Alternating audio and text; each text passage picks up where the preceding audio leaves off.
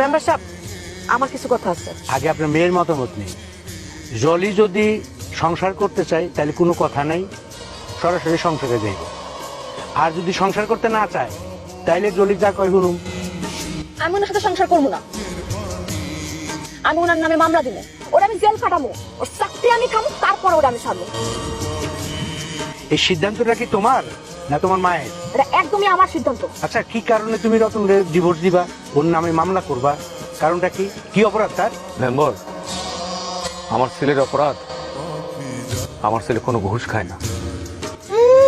সুফি সাহেবের ছেলে ঘুষ খায় না, সবই খায়, কিন্তু আমার মায়ের ঠকায়। আপনার কথা আমি পরিষ্কার বুঝতে পারছি, আর একটা কথা বলবেন না। দেখো মা, তোমার স্বামী একজন সৎ পুলিশ অফিসার, তাকে নিয়ে তোমার গর্ব করা উচিত। আর তাকে তুমি ঘুষ খেতে বলতেছো? আমি কোনোদিন তার ঘুষ খাইতে কই নাই, আমার নামে মিথ্যা অভিযোগ দিছে। ঠিক আছে, মিথ্যে অভিযোগ দিছে, এখন তো সে তার ভুল বুঝতে পারছে। এখন তুমি যাও, তার সাথে সংসার করতে চলে যাও। না, আমি তার সাথে যাবো না। আমি যে তার স্ত্রী সে কথা তার মনেই থাকে না। আমার কোনো কথা সে শুনে, পরিবার সব কথা চলে তো তার মায়ের কথায়। তার বেতনের সব টাকা সব তোমার বাপের কাছে দিয়ে রাখে, আমার কাছে দেয় একটু টাকা হাত খরচের লেগা। আচ্ছা ঠিক আছে মা, এখন থেকে সমস্ত টাকা তোমার অ্যাকাউন্টে দিবে।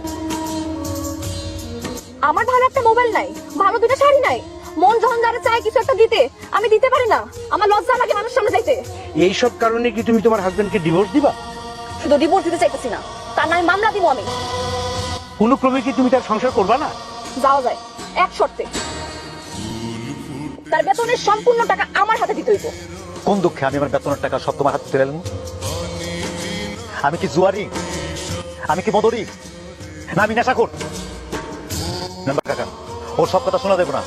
প্রেম করে বিয়ে করছি তার মানে এই না সে যত কথা করবো, যত অন্যায় আপনার করবো সবাই মেনে নেবো।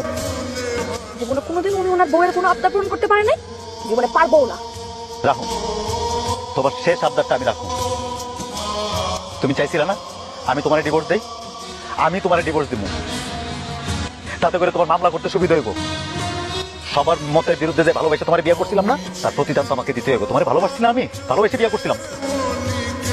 তুমি কি মনে করো তোমার স্বামী যদি তোমার পাশে না থাকে, এখন যে গুরুত্বটা তুমি পাচ্ছ এই সংসারে সবার কাছে, সেই গুরুত্ব তুমি পাবে?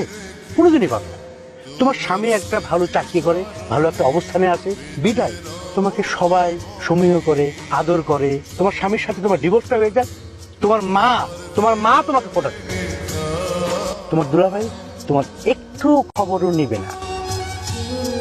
তাছাড়া পাড়া প্রতিবেশী তোমাকে ধিক্কার দিবে, এমন একটা ছেলের সাথে তুমি সংসার করতে পারলে না। তোমার শ্বশুর শাশুড়ি তোমাকে অনেক ভালোবাসে, তোমার জন্য আমার কাছে এসে কান্নাকাটি করতেছে।